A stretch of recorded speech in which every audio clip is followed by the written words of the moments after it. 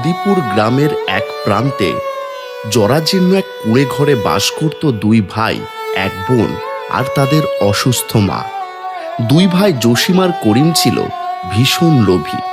অন্যদিকে ছোট বোন বকুল ছিল ফুলের মতোই পবিত্র মনের। সে দিনরাত সেলাই করে সংসারের চাকা ঘোরাতো।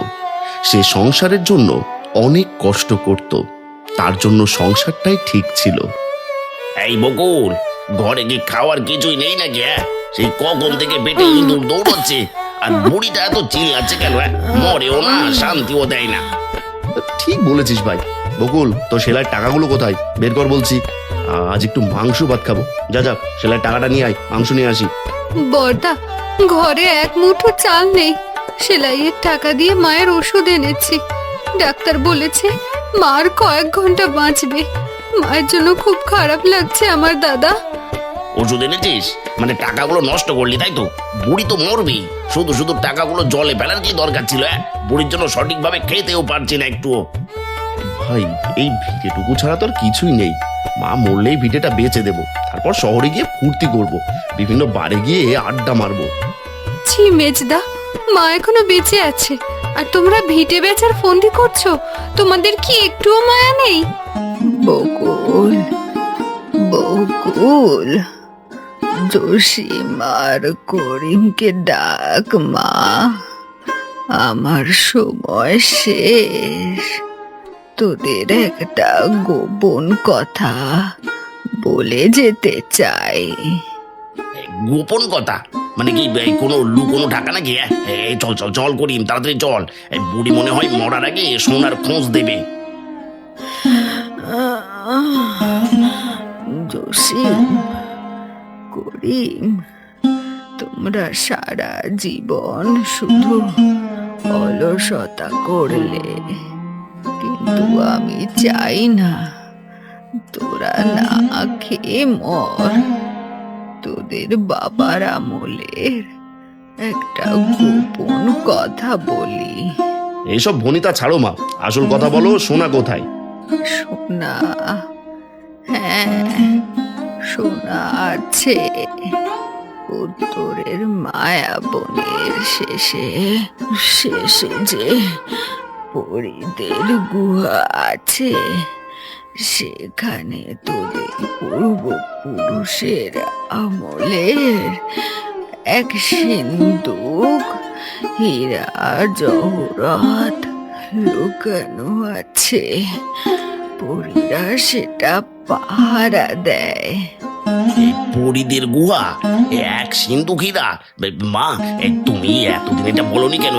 এতদিন বললে তোমরা সুখী দিন কাটাতাম। কারণ ওটা মায়াবী ধন। লোভী মানুষ সেখানে গেলে আর ফিরে আসে না। বকুল মা, তুই ভালো থাকিস, সততা ছাড়িস না।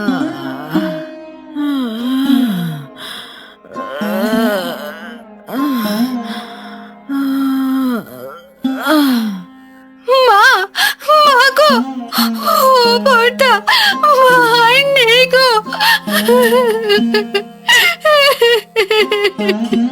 চুপ কর বকুল, মরা মানুষ ফিরে আসে না। করিম, কোদালের বস্তা নে, আজ রাতেই বেরোবো মায়াবনের দিকে। তোমরা পাগল হলে? মায়ের লাশ ঘরে পড়ে আছে আর তোমরা পরিদের গুহায় যাবে? টাকার পাগল হয়েছে তোমরা? লাশ পচবে না, ফিরে এসে বড় করে ভোজ দেব। এখন দেরি করলে অন্য কেউ জেনে যাবে। চল চল চল ভাই, আমরা যাই, এখনই যাই। এই বকুল, তুইও যাবি? বোনের পথ আমরা চিনি না। ছোটবেলায় বাবার সাথে তুই একবার ওইদিকে গিয়েছিলি, পথ দেখাবি তুই। আমি যাব না, আমি মায়ের লাশের পাশে থাকবো, তোমরা যাও। যাবি না মানে? যেতে তো তোকে হবেই, নইলে ফিরে এসে দেখবি মায়ের লাশ আমরা নদীতে ভাসিয়ে দিয়েছি। তোমরা মানুষ নও, পাষাণ। ঠিক আছে, আমি যাব, কিন্তু তোমাদের পাপের শাস্তি আল্লাহ দেবেন। আমার মনে অনেক কষ্ট নিয়ে আমি যাচ্ছি তোমাদের সাথে।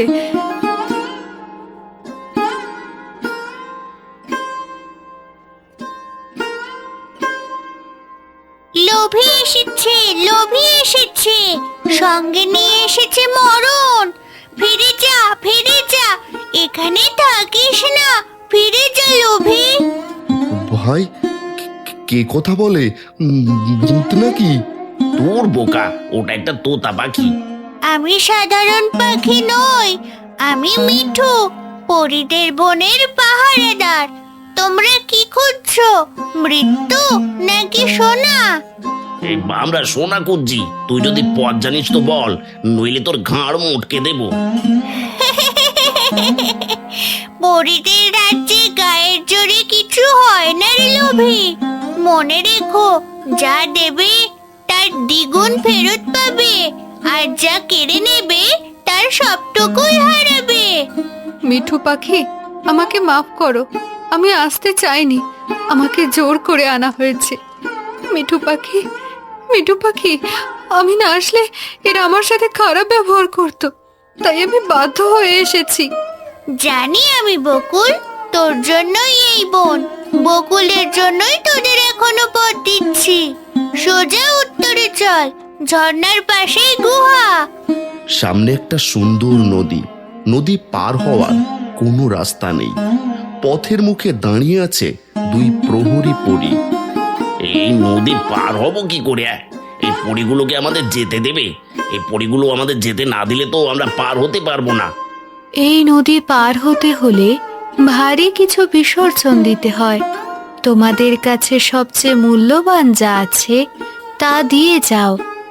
আমাদের কাছে তো কিছুই নেই, শুধু পরনের কাপড়। আছে তোমাদের এই বোন, ওকে আমাদের দাসী হিসেবে দিয়ে যাও। ওর মন খুব পবিত্র, আমাদের রানীমা এমন সেবিকাই চান। বড়দা, বড়দা, আমাকে রেখে যেও না, আমি তো তোমাদের বোন। জসিম ভাই, কি করবি? বকুলকে দিয়ে দিবি? সোনা পেলে তো আমরা অনেক চাকর বাকর পাবো, বকুলকে দিয়েই দি চল। ঠিক বলেছিস, মা তো মরেই গেছে, এই আপদ ঘাড়ে রেখে লাভ কি? ওই পরি, তোরা বকুলকে নিয়ে আমাদের পথ ছেড়ে দে। তোমরা আমাকে বিক্রি করে দিলে সামান্য টাকার জন্য? আমার ভাবতে অবাক লাগে, তোমরা আমার দাদা।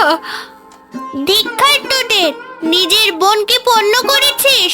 পরীরা, ওকে যেতে দাও, ও নির্দোষ। তোমরা যখন বোনকে ত্যাগ করলে তখন যাও, গুহার দরজা খোলো, কিন্তু মনে রেখো, ত্যাগের দান আর লোভের দান এক নয়। বিশাল গুহা, মাঝখানে সোনার সিন্দুক উপচে পড়ছে মণিমুক্তই। সেখানে বসে আছেন পরী রানী। ভাই ভাই, দেখ দেখ দেখ, কত সোনা! আমরা একেবারে রাজা হয়ে গেছি, আর কোনোদিন কাজ করতে হবে না। আমাদের মতো ধনী ব্যক্তি আর একটাও থাকবে না পৃথিবীতে। এই সব সব আমার, সব আমার। বকুলকে বিক্রি করে ভালোই করেছি, এখন আর ভাগ দিতে হবে না। থামো, তোমরা আমার রাজ্যে প্রবেশ করেছো, কিন্তু অনুমতি নাওনি। আমরা অনুমতি নিয়েই ঢুকেছি, তোদের প্রহরীকে আমাদের বোনকে দিয়ে এসছি, এখন এই সোনা আমাদের। তোমরা বোনকে দিয়ে আসোনি, তোমরা বোনকে বিক্রি করেছো। এই সিন্দুক খুলতে হলে পবিত্র রক্তের স্পর্শ লাগে। লোভী হাতের স্পর্শে এই ধন অভিশাপ হয়ে যায়। অভিশাপ? ভাই ভাই, আমার হাত কেমন ভারী ভারী লাগছে। আমার পা নড়ছে না কেন? কি হচ্ছে? তোমরা সোনা চেয়েছিলে, তাই না? মানুষের জীবনের চেয়ে তোমাদের কাছে বস্তুর দাম বেশি ছিল, তাই তোমাদের সেই বস্তুই বানিয়ে দেব, আর কোনো দিন এখান থেকে বের হতে পারবে না। আমাদের মাফ করে দাও, আমরা সোনা চাই না। বকুল, বকুল আমাদের বাঁচা, বোন, বোন আমাদের বাঁচা। বকুল এখন আমার কাছে সুরক্ষিত, আর তোমরা যেহেতু সোনা আর পাথর এত ভালোবাসো, তবে অনন্তকাল পাথর হয়েই এই গুহায় দাঁড়িয়ে থাকো। পরী রানী তার জাদুদণ্ড ঘোরালেন। চোখের পলকে জসিমার করিম দুটো কুৎসিত পাথরের মূর্তিতে পরিণত হলো। গুহার বাইরে বকুল দাঁড়িয়ে আছে। পরী রানী তার সামনে এলেন। বকুলকে দেখেই বোঝা যাচ্ছে সে খুব চিন্তিত, কারণ তার মা মৃত অবস্থায় বাড়িতে পড়ে আছে। বকুল, তোমার ভাইদের পাপের শাস্তি তারা পেয়েছে, কিন্তু তোমার সততা আর ত্যাগের পুরস্কার তুমি পাবে। বলো বকুল, তুমি কি চাও? তুমি যা চাইবে আমি তোমাকে তাই দেব। রানীমা, আমি সোনা চাই না, আমি শুধু আমার মাকে কবর দিতে চাই। আর ভাইদের কি আর ফিরে পাবো না? তাদেরকে কখনো ক্ষমা হবে না। ওরা আর মানুষ নেই মা, ওরা লোভের পাথর হয়ে গেছে। কিন্তু তুমি একা নও, তোমার চোখের জল যেখানে পড়েছে, দেখো সেখানে কি হয়েছে। বকুল মাটির দিকে তাকায়। তার চোখের জল যেখানে পড়েছিল সেখানে তৈরি হয়েছে রাশি রাশি হীরা। বকুল, এগুলো নিয়ে গ্রামে ফিরে যা, মায়ের কবর দে, আর গ্রামের দুঃখী মানুষের সেবা কর। গ্রামের গরিব দুঃখী মানুষদের সব সময় পাশে থাকবি, সব বিপদে আপদে তাদের সাহায্য করবি। ঠিক আছে, আমি এই সম্পদ দিয়ে গরিবদের জন্য হাসপাতাল বানাবো, এবং যেসব মানুষ টাকার অভাবে খেতে পারে না, ঘুমোতে পারে না, তাদেরকেও টাকা দিয়ে সাহায্য করব। আমি এখন চলে যাচ্ছি, তোমরা সবাই ভালো থেকো।